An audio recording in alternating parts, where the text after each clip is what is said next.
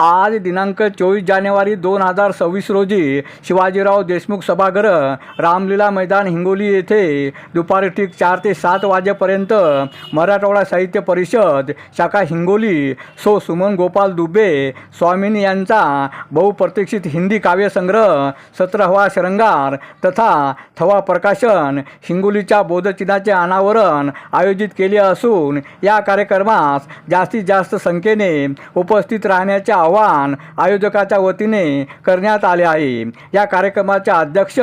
ज्येष्ठ कादंबरीकार हिंगोली अशोक अर्धापूरकर, विशेष उपस्थिती नगर अध्यक्ष हिंगोली रेखाताई श्रीराम बांगर, सुप्रसिद्ध चित्रकार व ज्येष्ठ कवी हिंगोली श्री भमा परसवाळे, महाराष्ट्र राज्य साहित्य आणि संस्कृती मंडळ सदस्य प्राध्यापक डॉक्टर मार्तंड कुलकर्णी, शिवाजी शिक्षण संस्थेचे अध्यक्ष शिवाजीराव पवार, ज्येष्ठ कवी प्राध्यापक विलास वैद्य, राष्ट्रभाषा प्रचार समितीचे हेमचंद्र वैद्य,